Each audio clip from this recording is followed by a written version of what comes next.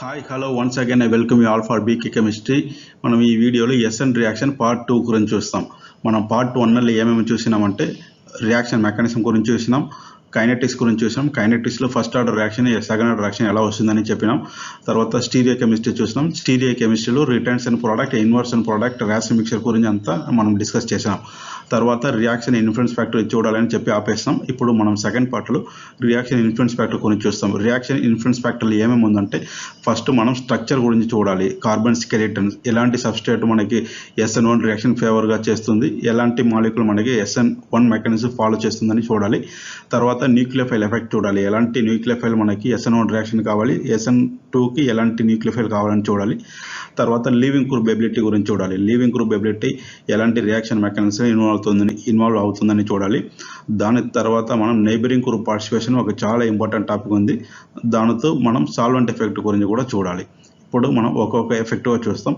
First carbon skeleton and substrate effect గురించి చూస్తాం. ఇప్పుడు మనకి బాగా తెలుసు SN1 మెకానిజం 2 స్టెప్లు జరుగుతుంది. First step formation of carbocation, second step attacking of nucleophile అని. సో ఇప్పుడు మనకి ఎలాంటి మాలిక్యూల్ అంతా మోర్ స్టేబుల్ కార్బోకేటైన్ ప్రొడ్యూస్ చేయగలవో అలాంటి మాలిక్యూల్ అంతా మనకి SN1 మెకానిజం ఫాలో చేయొచ్చు.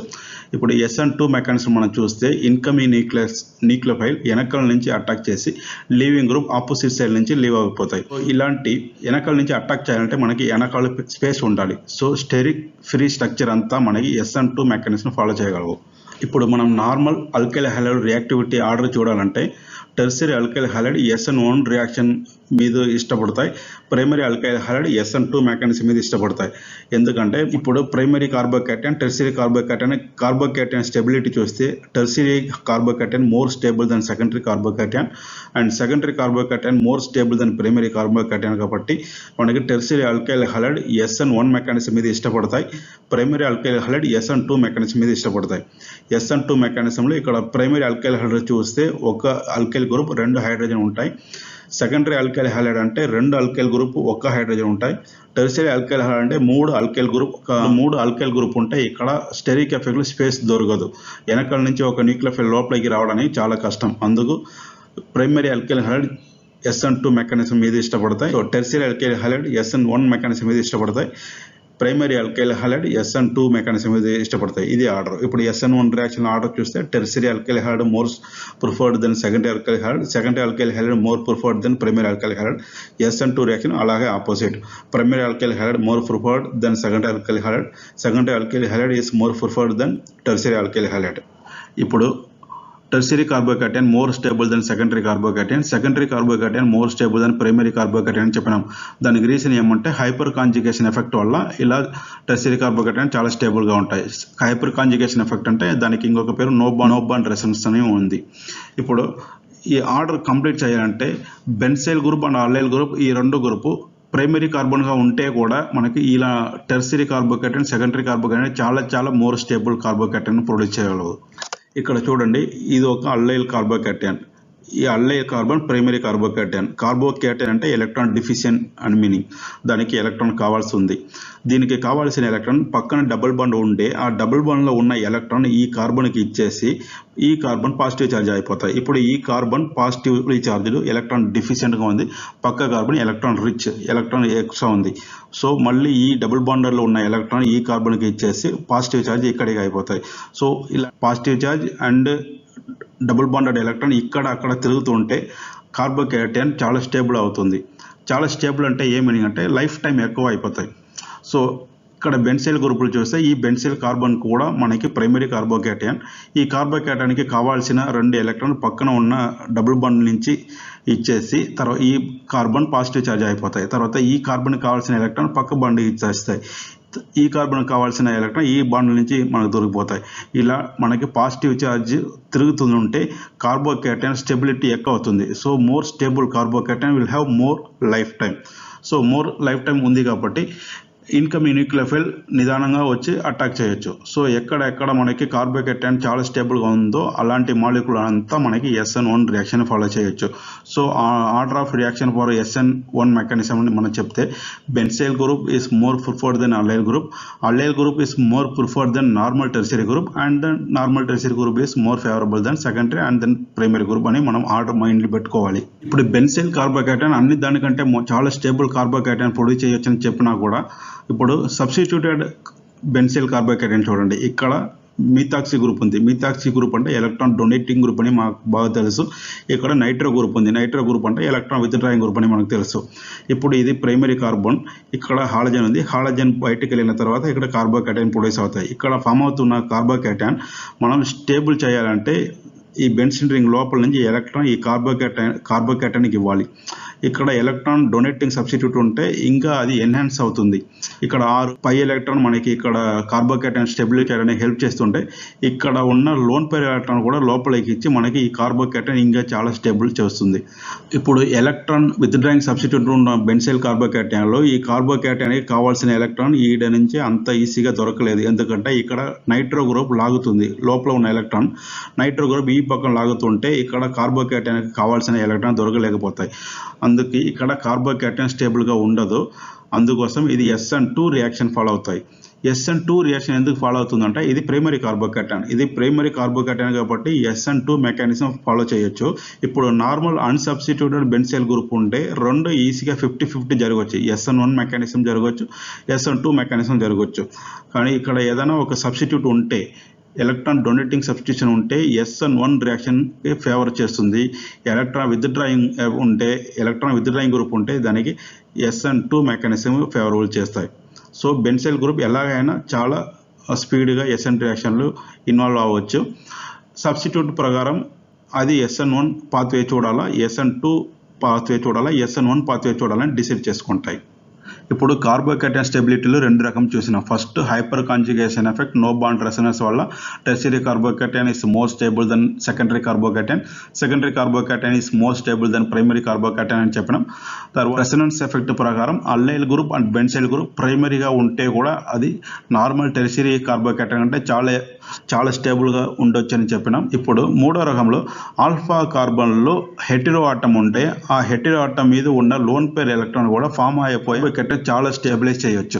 ఇక్కడ ఎగ్జాంపుల్ చూడండి, ఇది ఒక ప్రైమరీ కార్బన్, ఈ మీద ఉన్న క్లోరిన్ బయటకు వెళ్తే ప్రైమరీ కార్బోకేటైన్ ఫామ్ చేయొచ్చు. ఇది ప్రైమరీ కార్బన్. ఈ ప్రైమరీ కార్బన్ లేకపోతే ఆల్ఫా కార్బన్ అంటాం. ఈ ఆల్ఫా కార్బన్లో ఉన్న హెటెరో ఆటమ్ ఆక్సిజన్, ఈ ఆక్సిజన్ మీద 2 లోన్ పేర్ ఉండొచ్చు. 2 లోన్ పేర్లో ఉన్న ఎలక్ట్రాన్ పక్క కార్బన్లో ఉన్న పాజిటివ్ ఛార్జ్కి ఎలక్ట్రాన్ ఇచ్చేసి టెంపరీగా ఒక డబుల్ బాండ్ ఫామ్ చేసి ఆక్సిజన్ మీద పాజిటివ్ ఛార్జ్ తీసుకుంటాయి. తర్వాత ఈ పాజిటివ్ ఛార్జ్ ఆక్సిజన్కి కావాల్సిన ఎలక్ట్రాన్ ఈ డబుల్ బాండ్ ఆక్సిజన్ మీద ఇచ్చేసి మళ్ళీ కార్బన్కి పాజిటివ్ ఛార్జ్ అవుతాయి. ఈ కార్బన్ కావాల్సిన ఎలక్ట్రాన్ మళ్ళీ ఈ లోన్ పేర్ ఇచ్చేస్తాయి. అక్కడ రెసొనెన్స్ ఎఫెక్ట్ చూసినాం, అక్కడ పై బాండింగ్ ఎలక్ట్రాన్ ఇన్వాల్వ్ అవుతుంది. ఇక్కడ అలాగే resonance loan pair electron involve అవుతుంది. అక్కడ పై ఎలక్ట్రాన్, ఇక్కడ లోన్ పేర్ ఎలక్ట్రాన్, ఇది మాత్రం డిఫరెన్స్. సో ఇక్కడ కూడా రెసొనెన్స్ ఎఫెక్ట్ లాగే ఈ కార్బోకేటైన్ చాలా స్టేబుల్ చేయొచ్చు. సో ఇలాంటి కార్బో కూడా మనకి SN1 మెకానిజం ఫాలో చేయొచ్చు. ఫస్ట్ మనం చూసినది నార్మల్ అల్కైల్ హాలైడ్. ఇక్కడ no bond resonance hyperconjugation ప్రకారం tertiary carbocation more stable than secondary carbocation అని చెప్పినాం. తర్వాత 2వ రకం కాంజుగేషన్ ప్రకారం అల్లైల్ కార్బోకేటైన్, బెన్జైల్ కార్బోకేటైన్ చాలా స్టేబుల్ అని చెప్పినాం. తర్వాత 3వ రకం hetero atom stabilisation. Hetero atom పక్కన ఒక నైట్రోజన్, ఆక్సిజన్, హాలజన్ ఇలాంటి మాలిక్యూల్ మీద లోన్ పేర్ ఉండొచ్చు. ఆ లోన్ పేర్ ఎలక్ట్రాన్ పక్కన ఉండే కార్బన్ పాజిటివ్ ఛార్జ్ ఉండి ఆ కార్బన్కి ఎలక్ట్రాన్ ఇచ్చేసి టెంపరరీ డబుల్ బాండ్ ఫామ్ చేయొచ్చు. ఇలా కూడా 3వ రకంలో కార్బోకేటైన్ స్టేబుల్ చేయొచ్చు. సో ఇలాంటి మాలిక్యూల్ అంతా మనకి SN1 మెకానిజం మీద ఇష్టపడతాయి. SN1 మెకానిజం అంటే 2 step process. First step formation of carbocation. ఇప్పుడు కార్బోకేటైన్ ఫామ్ అయిన తర్వాత ఆ కార్బోకేటైన్ రీఅరేంజ్మెంట్ అవడానికి పాసిబిలిటీ ఉందని చూడాలి. ఎందుకంటే కార్బోకేటైన్ ఎక్కడ ఎంత ఫామ్ అవుతుందో అక్కడ ఎంత రీఅరేంజ్మెంట్ చేయడానికి అవకాశం ఉంటే తప్పకుండా రీఅరేంజ్ చేసి దానికంటే మోర్ స్టేబుల్ కార్బోకేటైన్ కన్వర్ట్ అయిపోతాయి. ఇప్పుడు ఫస్ట్ ఎగ్జాంపుల్ చూడండి. ఇప్పుడు నార్మల్ ఆల్కహాల్ మీద ఒక యాసిడ్ వేసిన తర్వాత వాటర్ మాలిక్యూల్గా బయట వెళ్ళిన తర్వాత ఇక్కడ సెకండరీ కార్బోకేటైన్ ప్రొడ్యూస్ చేయొచ్చు. ఇక్కడ సెకండరీ కార్బోకేటైన్ ఫామ్ అయిన తర్వాత రీఅరేంజ్మెంట్కి పాసిబిలిటీ ఉందని చూస్తే పక్క కార్బన్లో 3 ఆల్కైల్ గ్రూప్ ఉన్నాయి. 3 ఆల్కైల్ గ్రూపులో ఒక ఆల్కైల్ గ్రూప్ ఈ పక్క మైగ్రేట్ అయ్యి వచ్చి ఈ కార్బన్ పాజిటివ్ చార్జ్ అయిందంటే ఈ కార్బన్ టెర్షియరీ కార్బోకేటైన్. ఇప్పుడు మనకి స్టెబిలిటీ ఆఫ్ కార్బోకేటైన్ గురించి మాకు బాగా తెలుసు. టెర్షియరీ కార్బోకేటైన్ మోర్ స్టేబుల్ దాని సెకండరీ కార్బోకేటైన్ అని. అందుకే ఇక్కడ కార్బోకేటైన్ రీఅరేంజ్మెంట్ అయిన తర్వాత ఇన్కమింగ్ న్యూక్లియోఫైల్ ఈ కార్బన్లో వచ్చి అటాక్ చేసి మనకి ఇలాంటి ప్రోడక్ట్ దొరుకుతాయి. మనం రీఅరేంజ్మెంట్ చేయకుండా ఈ సెకండరీ కార్బోకేటైన్ మీద న్యూక్లియోఫైల్ అటాక్ చేసి మనం సెకండరీ ప్రోడక్ట్ వేస్తే అది రాంగ్ ఆన్సర్ అయిపోతాయి. ఎక్కడెంత కార్బోకేటైన్ ప్రొడ్యూస్ అవుతుందో అక్కడంతా రీఅరేంజ్మెంట్ పాసిబిలిటీ మనం చూడాలి. ఇప్పుడు మెథిల్ గ్రూప్ మైగ్రేట్ అయింది. మెథిల్ గ్రూప్ మాత్రం మైగ్రేట్ అవ్వాలా అని చూస్తే హైడ్రోజన్ గ్రూప్ కూడా మైగ్రేట్ అవ్వచ్చు. హైడ్రైడ్ మైగ్రేషన్ అంటారు. ఇక్కడ అల్కైల్ హాలైడ్ ఉంది. అల్కైల్ హాలైడ్ మీద మనం ఏదైనా ఒక సిల్వర్ సాల్ట్ వేస్తే సిల్వర్ హాలైడ్ ప్రిసిపిటేట్ అయ్యి కార్బోకేటైన్ ప్రొడ్యూస్ చేయొచ్చు. ఇక్కడ 2 ఆల్కైల్ గ్రూప్ ఒక హైడ్రోజన్ ఉంది పక్క కార్బన్ మీద. ఈ కార్బన్ ఉన్న హైడ్రోజన్ ఈ కార్బన్ మైగ్రేట్ అయి వస్తే ఈ కార్బన్ మనకి టెర్షియరీ కార్బన్ అయిపోతాయి. మెథిల్ గ్రూప్ మైగ్రేట్ అయ్యి వస్తే ఈ కార్బన్ మళ్ళీ సెకండరీ కార్బోకేటైన్ అవుతాయి. ఇక్కడ చూస్తే 1,2 మెథిల్ షిఫ్ట్, ఇక్కడ చూస్తే 1,2 హైడ్రేట్ షిఫ్ట్. ఏ షిఫ్ట్ జరిగితే మనకి మోర్ స్టేబుల్ కార్బోకేటైన్ ప్రొడ్యూస్ అవ్వచ్చు ఆ షిఫ్ట్ మనకి ఫేవర్గా షిఫ్ట్ అవ్వచ్చు. ఇప్పుడు టొసైల్ గ్రూప్ బయటికి వెళ్ళిన తర్వాత ఇక్కడ టెర్షియరీ కార్బోకేటైన్ ఫామ్ అవుతాయి. రింగ్ స్ట్రెయిన్ ఉంది కాబట్టి రింగ్ స్ట్రెయిన్ రిలీజ్ చేయడానికి ఏదైనా ఒక అవకాశం ఉంటే ఆ రింగ్ స్ట్రెయిన్ రిలీజ్ అయిపోతాయి. ఇక్కడ ఈ 4 మెంబర్ రింగ్ ఎక్స్పాన్షన్ అయ్యి 5 మెంబర్ రింగ్ కన్వర్ట్ అయితే ఇక్కడ సెకండరీ కార్బోకేటైన్ ప్రొడ్యూస్ అవుతాయి. కార్బోకేటైన్ మాత్రం చూస్తే tertiary carbocation is more stable than secondary carbocation. But మనం రింగ్ స్ట్రెయిన్ చూస్తే 4 మెంబర్ రింగ్ చాలా స్ట్రెయిన్గా ఉంది. 5 మెంబర్ రింగ్లు కొంచెం రిలాక్స్ అయిపోతాయి. అందుకే ఇప్పుడు రింగ్ ఎక్స్పాన్షన్ కంటే కార్బోకేటైన్ స్టెబిలిటీ అంత ఇంపార్టెన్స్ కాదు. ప్రిఫరెన్స్ ఎందుకు ఫస్ట్ ఇవ్వాలంటే రింగ్ ఎక్స్పాన్షన్ చిన్న రింగ్ నుంచి పెద్ద రింగ్ ఫామ్ అవడానికి ఛాన్స్ ఉంటే దానికి ఫస్ట్ ఇంపార్టెన్స్ ఇవ్వాలి. తర్వాత మనం స్టెబిలిటీ ఆఫ్ కార్బోకేటైన్ గురించి చూడాలి. ఇక్కడ tertiary carbocation more stable than secondary carbocation. But 5 member ring is less strained than 4 member ring. అందుకోసం ఇక్కడ రింగ్ ఎక్స్పాన్షన్ అవుతాయి. ఇప్పుడు న్యూక్లియోఫైల్ ఇక్కడ వచ్చి ఇక్కడ అటాక్ అవుతాయి. ఇలాంటి ప్రోడక్ట్ మనకు దొరుకుతాయి. So whenever reaction forms carbocation intermediate, always we need to check whether there is any possibility for rearranging carbocation from less stable to more stable, and then we need to consider is there any option for ring expansion from less member cycle to more high member cycle. ఇప్పుడు next effect leaving group effect గురించి చూస్తాం. Leaving group ఎఫెక్ట్లో first halide and leaving ability చూస్తాం. Fluorine, chlorine, bromine, iodine ఇన్ని దానిలో ఏది చాలా ఈజీగా లీవ్ అవుతాయి, ఏది చాలా కష్టపడి లీవ్ అవుతాయని చూస్తాం. దీన్ని చూడడానికి ముందు మనకి ఇన్ఆర్గానిక్ కెమిస్ట్రీలో ఉన్న అసిడిటీ ఆర్డర్ గురించి తెలిసి ఉండాలి. ఇప్పుడు హాలోజన్ ఫ్యామిలీలో hydrogen iodide is stronger acid, hydrogen fluoride HF is very weak acid అని మనకు తెలిసి ఉండాలి. ఇన్ఆర్గానిక్లో దీనికి ఎక్స్ప్లెనేషన్ ఇస్తారు. HA is strong acid. పైన నుంచి కింద వచ్చే వరకు మనకు అసిడిటీ ఆర్డర్ ఇంక్రీజ్ అవుతుంది. అలాగే ఇన్ఆర్గానిక్ కెమిస్ట్రీలో ఇంకొక కాన్సెప్ట్ ఉంది. ఇప్పుడు కాంజుగేట్ యాసిడ్ బేస్ అనే ఒక కాన్సెప్ట్ ఉంది. దానిలో స్ట్రాంగెస్ట్ యాసిడ్ డిసోసియేట్ అయిన తర్వాత వీకెస్ట్ కాంజుగేట్ బేస్ మనకు దొరుకుతాయి. అలాగే వీకెస్ట్ యాసిడ్ డిసోసియేషన్ అయిన తర్వాత స్ట్రాంగెస్ట్ కాంజుగేట్ బేస్ ప్రొడ్యూస్ చేస్తాయి. ఆ ప్రకారం చూస్తే మనకి ఇక్కడ స్ట్రాంగెస్ట్ యాసిడ్ HI, అది డిసోసియేట్ అయిన తర్వాత వచ్చే base conjugate base I- is weak base. HI is strong acid. అలాగే HF is very weak acid, but after dissociating into H+ and F- will be strongest base. So ఇక్కడ leaving group చూస్తే weakest bases better leaving group, strongest bases better nucleophile అని ఒక concept మనం గుర్తుపెట్టుకోవాలి. So ఈ దానిలో ఏది వీకెస్ట్ బేస్ అని చూస్తే I- is weakest base, F- is strongest base. So ఇక్కడ I- వీకెస్ట్ బేస్ కాబట్టి I- is better leaving group than F-. So leaving group order చూస్తే F- is very weak leaving group, I- is better leaving group. ఇక్కడ example చూస్తే same alkyl హాలైడ్తో మన hydroxide nucleophile వేసేటప్పుడు I- ఉంటే 30,000 times reaction చాలా ఫాస్ట్గా జరుగుతుందని చెప్తున్నారు కంపారిజన్ ఫ్లోరైడ్తో. లీవింగ్ ఎబిలిటీ ఆర్డర్ చూస్తే alkyl iodide is most reactive, alkyl fluoride is least reactive అని మనం గుర్తుపెట్టుకోవాలి. ఇప్పుడు లీవింగ్ గ్రూప్ ఎఫెక్ట్లో సెకండ్ హైడ్రాక్సైడ్ లీవింగ్ ఎబిలిటీ చూస్తాం. Alcohol hydroxide will never behave as a leaving group.